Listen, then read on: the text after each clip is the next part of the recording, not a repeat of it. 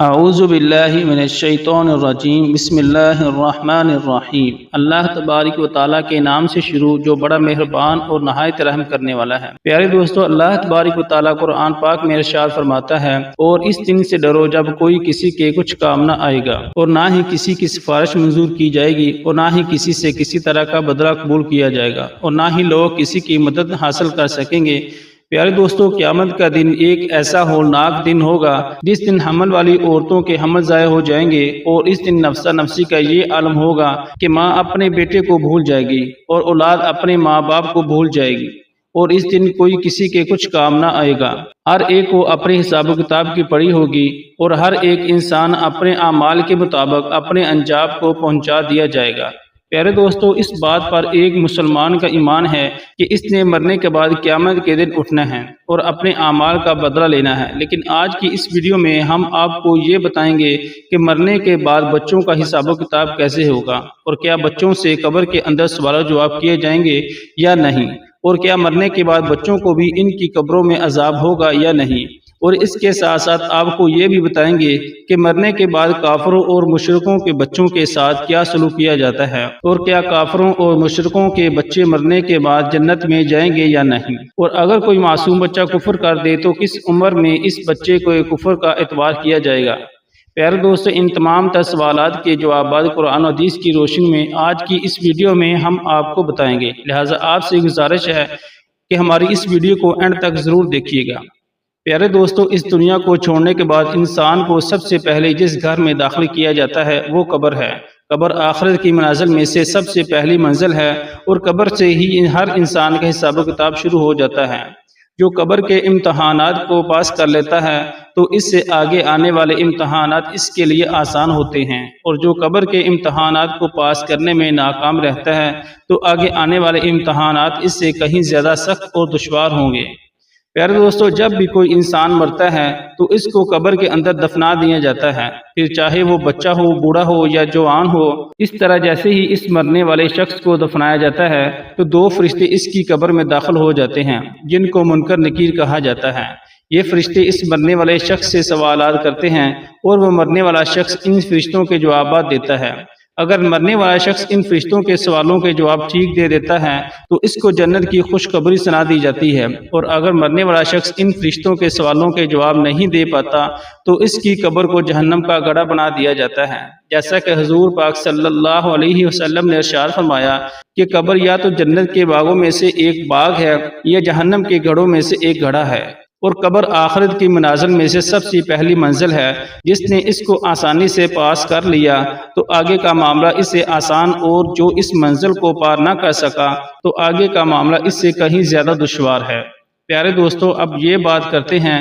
کہ اگر کوئی نابالغ بچہ بالغ ہونے سے پہلے مر جائے تو کیا اس سے بھی قبر میں حساب و کتاب لیا جاتا ہے، اور اس سے بھی سوال و جواب کیے جاتے ہیں؟ تو اس کے متعلق مختلف روایات ملتی ہیں۔ بعض روایات کے مطابق چھوٹے بچوں سے قبر کے اندر سوال و جواب کیے جائیں گے، کیونکہ اللہ تبارک و تعالیٰ قبر کے اندر ان مرنے والے بچوں کی عقلوں کو مکمل کر دے گا، اور پھر یہ مرنے والے بچے اپنی کامل عقل کے مطابق فرشتوں کے ان سوالوں کے جوابات دیں گے۔ اور دوسری روایات کے مطابق بچوں سے قبر میں کوئی حساب و کتاب نہیں لیا جائے گا، کیونکہ بچے معصوم ہوتے ہیں اور وہ غیر مکلف ہوتے ہیں، لہٰذا اسی وجہ سے بچوں سے قبر میں کوئی سوال و جواب نہیں کیا جائے گا۔ پیارے دوستو، اب بات یہ کرتے ہیں ان بچوں کو جو کافروں کے گھر میں پیدا ہوئے یا مشرکوں کے گھر میں پیدا ہوئے اور بالغ ہونے سے پہلے مر گئے، تو کیا ایسے بچے مشرک اور کافر کہلائیں گے، اور قبر کے اندر ان کے ساتھ سلوک کیا جائے گا؟ تو اس کے متعلق حضرت عبداللہ ابن عباس رضی اللہ عنہ سے روایت ہے کہ جب رسول اللہ صلی اللہ علیہ وسلم سے مشرکین اور کافروں کے بچوں کے بارے میں سوال کیا گیا تو حضور پاک صلی اللہ علیہ وسلم نے ارشاد فرمایا کہ اللہ تبارک و تعالیٰ نے جب ان بچوں کو پیدا کیا تو اللہ تبارک و تعالیٰ خوب جانتا تھا کہ ان بچوں نے بڑے ہو کر کیا کرنا ہے۔ اسی طرح ایک حدیث میں آتا ہے کہ آپ صلی اللہ علیہ وسلم نے ایک خواب دیکھا کہ آپ صلی اللہ علیہ وسلم ایک باغ میں ہیں، اور ایک لمبے قد کا آدمی اس باغ میں چل رہا ہے،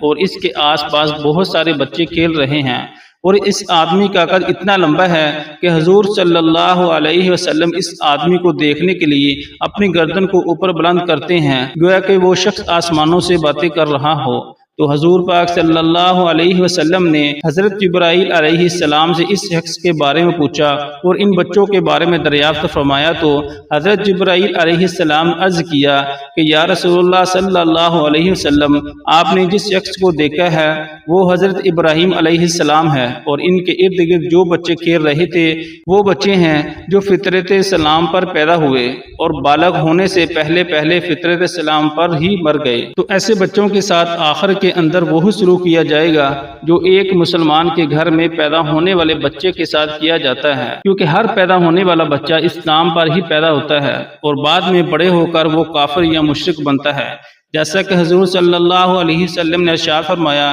ہر پیدا ہونے والا بچہ فطرت پر پیدا ہوتا ہے، یعنی اسلام پر پیدا ہوتا ہے، اور یہ اس کے ماں باپ پہ ہوتا ہے جو اس کو بعد میں یہودی یا نصرانی یا عیسائی بنا دیتے ہیں۔ یعنی اس حدیث سے معلوم ہوا کہ ہر پیدا ہونے والا بچہ مسلمان پیدا ہوتا ہے اور بعد میں بڑے ہو کر اس کے ماں باپ اس کو کافر، مشرک یا عیسائی بنا دیتے ہیں۔ اگر کوئی ایسا بچہ جو کافروں کے گھر میں پیدا ہوا ہو لیکن وہ بالغ ہونے سے پہلے مر گیا تو وہ اسلام پر ہی مر گیا۔ پیارے دوستو، اب بات کرتے ہیں کہ بچے کی کس عمر میں بچے کے کفر کا اعتبار کیا جائے گا، اور اس کے متعلق روایات میں آتا ہے کہ بچہ جب عاقل اور بالغ ہو جائے تو اچھے اور برے کی پہچان کرنے لگ جائے، تو اس عمر میں اگر کوئی بچہ کفر کرتا ہے تو اس کے کفر کا اعتبار کیا جائے گا اور وہ بچہ کافر ہوگا۔ اور علماء کرام بیان فرماتے ہیں کہ اگر کوئی بچہ 7 سال کی عمر میں کفر کرتا ہے تو اس کے کفر کا اعتبار کیا جائے گا اور وہ کافر ہو جائے گا۔ پیارے دوستو، بات کرتے ہیں کہ کافروں اور مشرکوں کے بچے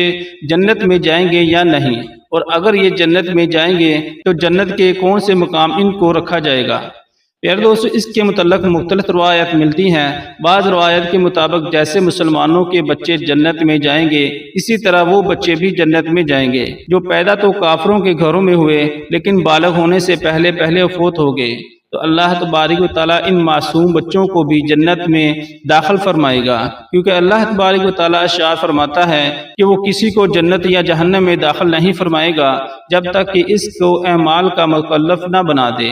اور بچے اعمال کے مکلف نہیں ہوتے، لہٰذا اسی وجہ سے اللہ تبارک و تعالیٰ معصوم بچوں کو بغیر حساب و کتاب کے جنت میں داخل فرمائے گا۔ اور بعض روایت کے مطابق کافروں اور مشرکوں کے معصوم بچے جنت میں تو داخل ہوں گے لیکن یہ جنت میں جنتی مسلمان بچوں کے ماتحت ہوں گے اور ان کے خادمین کی ڈیوٹی سر انجام دیں گے، اور یہ مسلمان جنتی بچوں کے خادمین ہوں گے۔ اور بعض علماء کرام اس مسئلے پر خاموشی اختیار کرتے ہیں، ان کا یہ کہنا ہے کہ اللہ تبارک و تعالیٰ بہتر جانتا ہے، اور اللہ تبارک و تعالیٰ کافروں کے بچوں کے ساتھ کیا سلوک فرمائے گا، واللہ عالم۔ پیارے دوست، ان تمام تر روایات میں سے سب سے صحیح روایت یہ ہے کہ جو بھی بچہ بالغ ہونے سے پہلے فوت ہو جاتا ہے تو اللہ تبارک و تعالیٰ ان کو بغیر حساب و کتاب کے جنت میں جگہ عطا فرماتا ہے، اور بالغ ہونے سے پہلے مرنے والے تمام بچے حضرت ابراہیم علیہ السلام کی کفالت میں ہوتے ہیں اور ان کو حضرت ابراہیم علیہ السلام کے پاس رکھا جاتا ہے،